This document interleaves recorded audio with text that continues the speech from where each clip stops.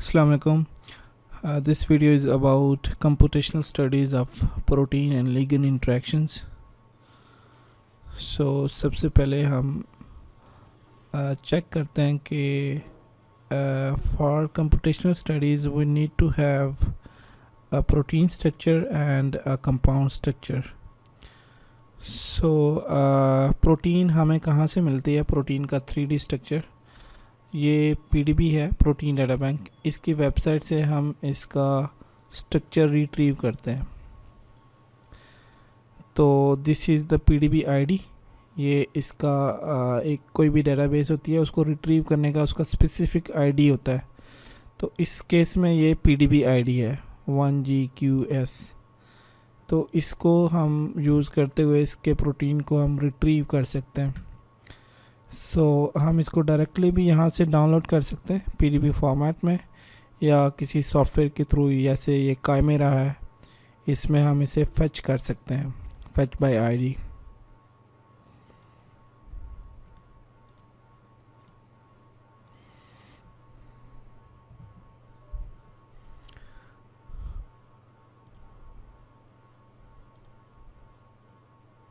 ये देख सकते हैं, ये फेच हो रहा है,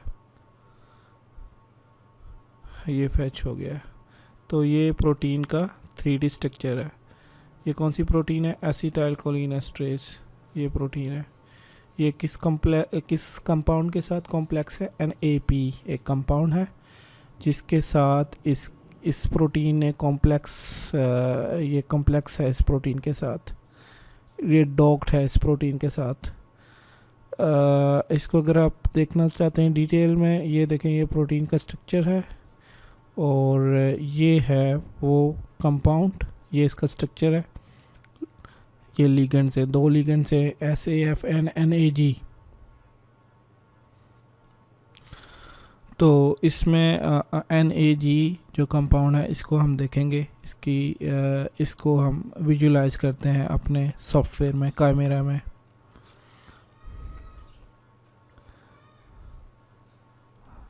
ये हम इसमें रेजिड्यूज़ में आ जाते हैं। ये NAG, ये देखें, ये कंपाउंड हाईलाइट हो गया है। इसमें 2 कंपाउंड हैं, यहाँ पे भी है और यहाँ पे भी है। और ये प्रोटीन की चेन है, तो ये सिलेक्ट हो गई है। तो अब आपको कॉन्सेप्ट क्लियर हो गया होगा कि ये कंपाउंड है जो कि डॉक हुआ है एसिटाइल कोलिन एस्ट्रेज प्रोटीन के साथ। तो प्रोटीन और लिगेंड या कंपाउंड का आपको कॉन्सेप्ट क्लियर हो गया। अब हम देखते हैं कि इसको हम किसी दूसरे सॉफ्टवेयर में विजुलाइज करके देखते हैं। तो इसको आप सेव कर सकते हैं। इसके जो प्रोटीन का स्ट्रक्चर है या लिगेंड है, इसको आप इंडिविजुअली सेव कर सकते हैं। फाइल सेव एज में जाके सेव PDB कर सकते हैं आप, तो ये यहाँ से सेव हो जाएगा। तो अभी हम प्रोटीन का देखते हैं कि उसको कैसे विजुलाइज करें with different representation। VMDX software है, Visual Molecular Dynamics। ये भी विजुलाइजेशन के लिए यूज़ होता है, और जो MD सिमुलेशन होती हैं उनकी ट्रैजेक्टरीज को विजुलाइज करने के लिए, असेस करने के लिए भी यूज़ होता है। But in this tutorial we'll only explore its visualization purpose। तो ये थोड़ा हैवी सॉफ्टवेयर है, तो इसको थोड़ा टाइम लगता है ऊपर होने के लिए। इस केस में जो मैंने वर्किंग की थी ये आप लोगों की, इसमें हम देखते हैं एसिटाइल कोलिन एस्ट्रेज, इसको देख लेते हैं। इसको मैंने इसका आपको PDB फाइल का मैं बता दूं आपको कि PDB फाइल नज़र कैसे आती है, इसका फॉर्मेट क्या होता है। तो ये पीडीबी फाइल है, इसमें प्रोटीन है, दिस एडम आपको नज़र आ रहे होंगे। तो ये सारे प्रोटीन का पार्ट है, और ये नीचे जो हैट एटम है ये लिगेंड है, हैट एटम, तो ये लिगेंड है। तो इसको हम ऐसे करते हैं, इसको विजुलाइज करके देखते हैं। इसकी हम एक कॉपी बना लेते हैं,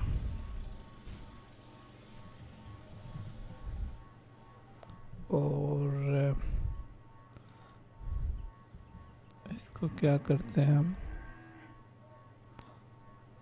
इसके लिगेंड को हम सेपरेट कर लेते हैं। हम इसके लिगेंड को सेपरेट विजुलाइज करेंगे और प्रोटीन को सेपरेट विजुलाइज करेंगे। तो इसको हम सेव कर लेते हैं, और दूसरा हैट एटम को हम सेपरेटली सेव कर लेते हैं।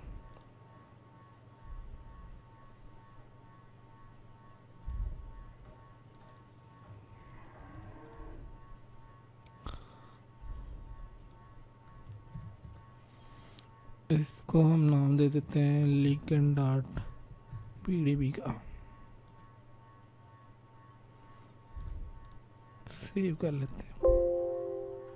ओके, क्लोज कर लेते हैं। तो ये देखेंगे ये लिगेंड हमारे पास सेव हो गया है। इसको हम ये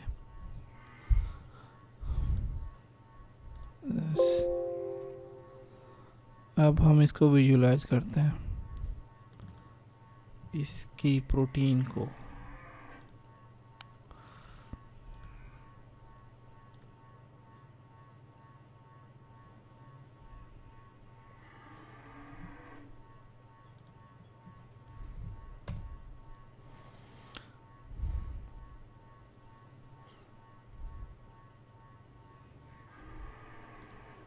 ये था, ये प्रोटीन का स्ट्रक्चर था जो कि आपको ये नज़र आ रहा है ये, और इसके लिगेंड को भी हम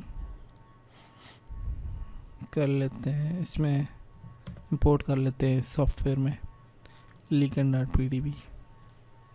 तो ये देखें, ये देख सकते हैं आप, ये वाला प्रोटीन है और ये लिगेंड हमारे साथ हमारे सॉफ्टवेयर में इंपोर्ट हो गया है।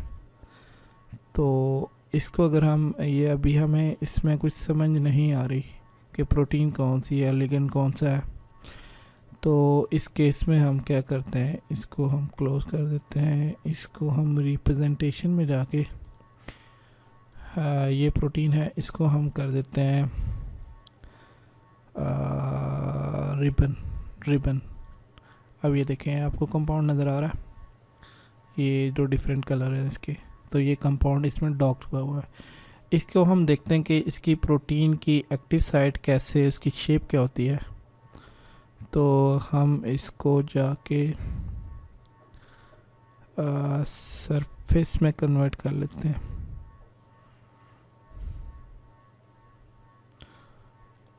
ये क्योंकि इसने सरफेस लोड करनी होती है तो ये थोड़ा टाइम लेता है। तो इसको लिगेंड ये नज़र आ रहा है आपको, इसको मज़ीद प्रोमिनेंट करने के लिए हम इसको भी डिफरेंटली रिप्रेजेंट कर लेते हैं। ये देखें, इसको हम अगर मज़ीद प्रोमिनेंट करना चाह रहे हैं तो इसका कोई कलर हम डिफाइन कर लेते हैं, येलो कलर कर देते हैं। ये देखें, तो ये देख सकते हैं कि ये आपका ligand how nicely it is bound to the active site of acetylcholinesterase, that is a drug target। ठीक है, अब आपको समझ आ गया होगा कि कंपाउंड कैसे लिगेंड रिसेप्टर की एक्टिव साइट में बाउंड होता है। तो अभी हम देखते हैं कि इसकी इंटरेक्शन कौन कौन सी होती हैं, ये इंटरेक्ट कैसे करता है। तो इसको हम देख लेते हैं, ये असाइनमेंट थी एक स्टूडेंट की। इसमें देखिए ये कंपाउंड थे, इसकी ये बाइंडिंग एनर्जी है। अच्छा, बाइंडिंग एनर्जी क्या होती है? बाइंडिंग एनर्जी होती है कि how tight it is bound to the active site of a receptor, how good it is bound to the active site of receptor. इस केस में क्या है, एसिटाइल कोलिन एस्ट्रेज है, या दूसरा रिसेप्टर था कैसीन काइनेज CK1। तो इसकी बाइंडिंग एनर्जी ये हमें दे देगा। तो बाइंडिंग एनर्जी में क्या होता है कि बाइंडिंग एनर्जी जितनी उसकी लीस्ट बाइंडिंग एनर्जी होती है तो इतना ही वो स्टेबल कॉम्प्लेक्स होता है, उसकी बाइंडिंग इतनी ही अच्छी होगी। तो लीस्ट केस में क्या होगा, अब क्योंकि ये नेगेटिव नंबर है, नेगेटिव नंबर जितना बड़ा नंबर होगा उतनी ही उसकी लीस्ट, उतना ही वो छोटा होता जाएगा, उतनी ही उसकी जो वैल्यू है वो कम होती जाएगी। तो अब इसमें देखें कि हमारे पास किसकी सबसे अच्छी बाइंडिंग आ रही है, कंपाउंड 209 की -10.10, और इस केस में ये एसिटाइल कोलिन एस्ट्रेज के केस में। तो ये बाइंडिंग एनर्जी हमें जब हम डॉक करते हैं प्रोटीन को लिगेंड के साथ, तो हमारे पास एक डॉकिंग सॉफ्टवेयर है ऑटोडॉक वीना, उसको डिफरेंट सॉफ्टवेयर है but it is freely available, so mostly people use this AutoDock Vina for docking. So docking के बाद आपके पास जो रिजल्ट्स आते हैं in the form of binding energy आते हैं। तो एसिटाइल कोलिन एस्ट्रेज के केस में -10.10 ये कंपाउंड 209 है, इसकी बाइंडिंग एनर्जी सबसे अच्छी है। उसके केस में कौन सी अच्छी होगी, 10.8.80 आई थिंक, यस 204, कंपाउंड 204 इसकी बाइंडिंग एनर्जी सबसे अच्छी है। इसमें among these compound 1 to 9, the compound 204 has good binding energy with the CK1। सो इसकी ये मेथडोलॉजी आ गई, इसमें मैंने बताया हुआ है कि कौन कौन से सॉफ्टवेयर यूज़ किए हैं, डॉकिंग के लिए कौन सा यूज़ किया है, और इसको जो विजुअलाइजेशन के लिए कौन सा यूज़ किया है, प्रोटीन लिगेंड इंटरेक्शंस के लिए कौन सा यूज़ किया है। और अगर इसका 3D स्ट्रक्चर यहाँ अवेलेबल नहीं है प्रोटीन का 3D, क्योंकि सब प्रोटीन का 3D स्ट्रक्चर डिटरमिन करना नियर टू इम्पॉसिबल है। तो कुछ प्रोटीन होती हैं जो कि उनका प्रोटीन स्ट्रक्चर नहीं होता, तो हम क्या करते हैं, हम उसको मॉडल कर लेते हैं। हम देखते हैं कि PDB में कौन सा प्रोटीन स्ट्रक्चर है जो कि उससे ज़्यादा रिजेम्बलेंस शो कर रहा है, तो हम उसको एज अ टेम्पलेट लेते हैं और उसको देखते हुए हम एक प्रोटीन अपना मॉडल कर लेते हैं।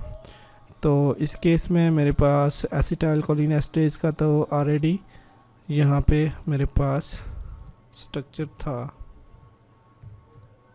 1B41, ये देखें ये इसका स्ट्रक्चर है, लेकिन इसका नहीं था CK1 का, तो इसको मैंने मॉडल किया है।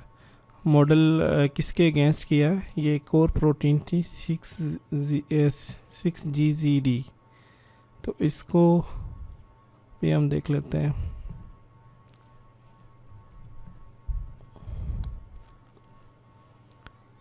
हाँ, ये प्रोटीन है जिसको मैंने एज अ टेम्पलेट यूज़ किया है for modelling the structure of CK1।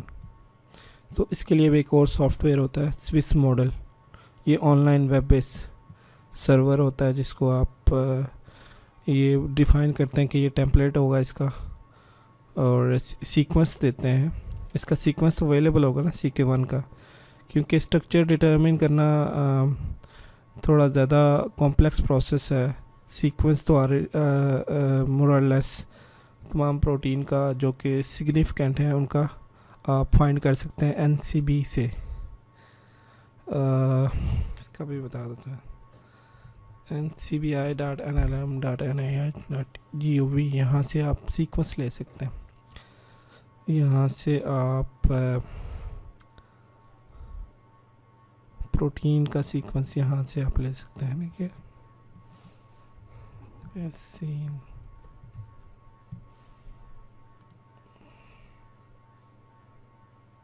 to spell it correctly I should copy it।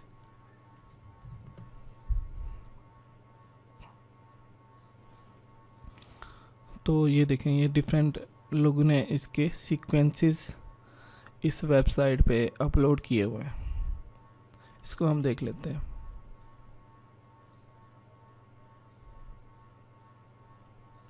ये देखें, यहाँ पे प्रोटीन का सीक्वेंस आ रहा होता है। ये इसकी एनोटेशन है, बताया हुआ है कौन सा रीजन कहाँ से है। ये देखिए प्रोटीन काइनेज है, इसके रीजन को हाईलाइट करना है तो ये इसका रीजन है, तो इसको आप एक्सप्लोर कर लीजिएगा। तो हम वापस आते हैं इसकी प्रोटीन लिगेंड इंटरेक्शन की तरफ। तो ये इसकी ग्रिड सेंटर है, ग्रिड डायमेंशंस। ये क्या होता है कि आपने जो हमने ये किया था ना यहाँ पे ये वाला, तो हमें क्योंकि software is a dummy software, it doesn't know anything, so we have to define everything. So in case of docking हमें बताना पड़ता है कि ये पूरी प्रोटीन है, इसमें हम बताएंगे कि इस लिगेंड ने, इस कंपाउंड ने कहाँ जाके बाइंड करना है। तो इसकी एक्टिव साइट को हम डिफ़ाइन करते हैं। तो एक्टिव साइट ये डिफ़ाइन होती है in case of software XYZ coordinates. तो इसमें हम बताते हैं कि ये कोऑर्डिनेट्स हैं, यहाँ पे आपने जाके बाउंड होना है, बाइंड करना है। और इसकी ये इस तरह जाते हैं, ये इसका साइज़ होगा। साइज़ मींस कि उसका जो होगा उसका एक्टिव साइट का साइज़ कितना होगा, मुझे ये भी बताना पड़ेगा। Let me show you. इसके लिए हम ऑटोडॉक टूल्स यूज़ करते हैं। जो डॉकिंग की फाइल्स होती हैं उसको जनरेट करने के लिए डॉकिंग को क्या क्या चाहिए होता है। डॉकिंग सॉफ्टवेयर को प्रोटीन का स्ट्रक्चर चाहिए, कंपाउंड का स्ट्रक्चर चाहिए, और उसको बाइंडिंग साइट की कोऑर्डिनेट्स चाहिए कि उसने बाइंड करना है। उसकी जो सेट स्पेस होगी उसको प्रोग्रामिंग की लैंग्वेज में हम सेट स्पेस कहते हैं। वो जो ग्रिड बॉक्स आपको नज़र आ रहा है ये सेट स्पेस है। तो सेट स्पेस हम डिफ़ाइन करते हैं कि सेट स्पेस उसने कितनी स्पेस में डॉक करना है, कितने रीजन में उसने प्रोटीन के डॉक करना है। मीनवाइल ये लोड हो रहा है। ये भी बहुत हैवी सॉफ्टवेयर है और मैंने अपने सिस्टम में बहुत ज़्यादा सॉफ्टवेयर डाउनलोड किया हुआ है, इंस्टॉल किया हुआ है, जिसकी वजह से ये हैवी हुआ है। हाँ, मीनवाइल इसकी इंटरेक्शन देख लेते हैं। इसका मैं आपको क्लियर करता हूँ सॉफ्टवेयर के थ्रू। ये बहुत ज़्यादा डिटेल हो जाएगी, आपने जस्ट इसको ये for the purpose of when you will write your research paper, तो उसमें ये हम सारी इन्फॉर्मेशन देते हैं। आप इसमें ज़्यादा डीप में ना जाएं, आपको जो मैं बता रहा हूँ ये ओवरऑल आप इसको देखें। ये देखें, ये वो एक्टिव साइट है, ये वाली, ये वो एक्टिव साइट है जो कि आपको यहाँ पे नज़र आ रही है। क्योंकि हमने इसको ये हमारा पब्लिकेशन पर्पस के लिए, तो हमने इसको नाइसली इसका इमेज बनाया। अब हम ये इमेज इस तरह का इमेज तो नहीं हम दे सकते अपने पब्लिकेशन में, अपने आर्टिकल में जो आपने लिखना होता है मैन्युस्क्रिप्ट। तो इसमें हम इसको किसी दूसरे सॉफ्टवेयर से, जो कि एक दूसरा सॉफ्टवेयर है DS स्टूडियो, तो उसको यूज़ करते हुए हम ये बनाते हैं, ये इमेजेस ड्रॉ करते हैं। ड्रॉ तो नहीं करते हैं, ये हम उसको रिप्रेजेंट कर देता है, तो हम उसकी इमेज कैप्चर कर लेते हैं। तो ये जो आपको सरफेस नज़र आ रही है ये प्रोटीन की एक्टिव साइट है, और ये जो आपको सॉलिड लाइन नज़र आ रही है ये कंपाउंड इसके साथ डॉक हुआ है। यहाँ पे आपको ये बॉन्डिंग नज़र आ रही है। ये क्या है, ये प्रोटीन लिगेंड इंटरेक्शन है। ये जो आपको नज़र आ रहे हैं ये ब्लू कलर में, ये और ये लेबल हुए हैं, टायरोसिन है, ये अमाइनो एसिड्स हैं। ये कौन से अमाइनो एसिड्स हैं जो कि प्रोटीन की एक्टिव साइट में प्रेजेंट हैं और जो कि कंपाउंड के साथ इंटरेक्शन कर रहे हैं। ये टायरोसिन है, ग्लूटामिन है, एस्पार्टिक एसिड है, आइसोल्यूसिन है, फिर एस्पार्टिक एसिड है। ये जो नंबर आ रहा है ये क्योंकि चेन होती है, एक प्रोटीन है अगर वो 500 अमाइनो एसिड लॉन्ग है तो उसमें हम 1 to 500 इसकी नंबरिंग होगी। तो ये टायरोसिन है, ये 58 नंबर पे आ रहा है, ये 54 नंबर पे आ रहा है, और ये साथ जो ए आ रहा है ये इसकी चेन है, ये प्रोटीन की चेन है। तो हमने चेन ए सेलेक्ट किया तो इसके साथ वो चेन ए दे रहा है। ग्लूटामिन है, ये ग्लूटामिन है नहीं है, ये ग्लूटामिक एसिड है। ग्लूटामिन का GLN होता है, ग्लूटामिक एसिड, GLU54। तो ये GLU54 पोजीशन पे प्रेजेंट है और ये चेन ए का पार्ट है। हम इधर आ जाते हैं, स्टिल ये भी नहीं हुआ, स्टिल ये अभी तक नहीं हुआ।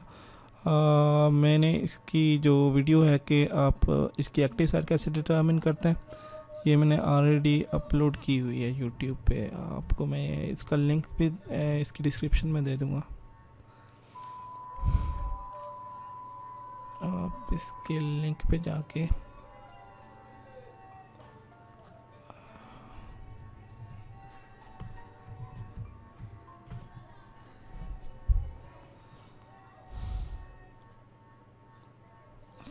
लिंक एजुवेनेस ये चैनल, इसमें जाके आपने प्लेलिस्ट में जाना है। इसमें देखें ये अगर आपने जो मैंने आपको बताया कि मॉडलिंग कैसे करते हैं, प्रोटीन का स्ट्रक्चर डिटरमिन नहीं हुआ एक्सपेरिमेंटली तो आपने इसको मॉडल कैसे करना है, तो ये वीडियोस हैं मॉडलिंग की, इसको आप यूज़ करें। हेलो, ये देखें, तो ये सारे जो वीडियोस हैं मैंने अपलोड की हुई हैं होमोलॉजी मॉडलिंग के 1 2 3 5, ये आप देख सकते हैं। और ये डॉकिंग में बताया हुआ, डॉकिंग में होगा जो कि बाइंडिंग साइट हम देखते हैं, ये देखें मैंने सब बताया हुआ है कि ये मैंने डॉकिंग की इंट्रोडक्शन बताई हुई है, और ये इसमें जो भी सॉफ्टवेयर यूज़ होंगे वो बताए हुए हैं। उसके बाद आपने ये देखें preparing receptor and ligand for docking, और होमोलॉजी मॉडलिंग है, होमोलॉजी मॉडलिंग आगे स्ट्रक्चरल अलाइनमेंट डॉकिंग है। इसमें इस वीडियो में होगा, आप इस वीडियो में जाके प्रिपेयरिंग रिसेप्टर एंड लिगेंड, ये मैं इसका डिस्क्रिप्शन में आपको दे भी दूंगा इसका लिंक।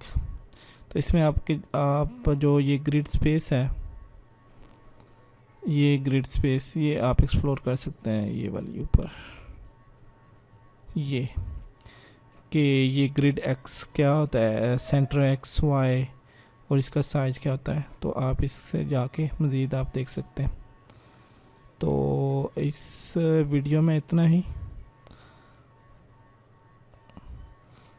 लिगेंड आपको इंट्रैक्शन आई होप कि आपको समझ आ गई होगी इंट्रैक्शन में क्या होता है। मैं दोबारा बता देता हूँ, ये जो सॉलिड लाइन है ये मिस हो गया था, ये मैं दोबारा बताता हूँ आपको। सॉलिड लाइन है ये हाइड्रोजन बॉन्डिंग रिप्रेजेंट कर रही है, और ये जो डॉटेड लाइन है ये नॉन बॉन्डेड, हाइड्रोजन बॉन्डिंग क्या होती है वो बॉन्डेड इंटरेक्शन होती है, और ये डॉटेड लाइन है ये नॉन बॉन्डेड इंटरेक्शन रिप्रेजेंट कर रही है। तो जब प्रोटीन और लिगेंड, जब लिगेंड किसी प्रोटीन के साथ इंटरेक्ट करता है तो उसमें बॉन्डेड और नॉन बॉन्डेड इंटरेक्शन दोनों ही होती हैं, जो कि उसकी स्ट्रेंथ, जो लिगेंड की बाइंडिंग की स्ट्रेंथ को डिफ़ाइन करती हैं कि कितना वो स्ट्रांगली बाउंड है प्रोटीन के साथ। तो इसमें जो सॉलिड लाइन आपको ब्लू कलर की नज़र आ रही है, तो दीज आर हाइड्रोजन बॉन्ड्स, और ये जो डॉटेड हैं these are van der Waals interactions or some other interactions like hydrophobic interactions भी van der Waals में ही आती हैं। अरीन इंट्रैक्शन आती है अगर कोई ये जो रिंग है बेंजीन रिंग, और आपके अमाइनो एसिड प्रोटीन के अमाइनो एसिड का रिंग इसके कंपाउंड के जो कि बेंजीन रिंग के सामने आ रहा है तो वो एक interaction, different type of interactions होती हैं। तो आई होप कि ये आपको इसमें समझ आ गया होगा। ये दूसरा कंपाउंड है। ये देखें, ये रिसेप्टर कौन सा था, ड्रग टारगेट एसिटाइलकोलिनेस्टरेज था, और ये है CK1। तो जो हमारा सबसे अच्छा जिसकी बाइंडिंग एनर्जी आ रही थी, तो हमने उसी कंपाउंड को सिलेक्ट किया further against the respective protein targets. तो CK1 में हमारा 204 था और ACHE में हमारा 209 था। तो हमने वही सिलेक्ट किए हैं for visualizing protein ligand interactions. So I hope this is useful for you, and you'll have the idea what are the interactions and how protein and ligand interacts, what's the concepts behind them. Okay, मज़ीद अगर आपको समझ नहीं आई तो you can ask me. Thank you.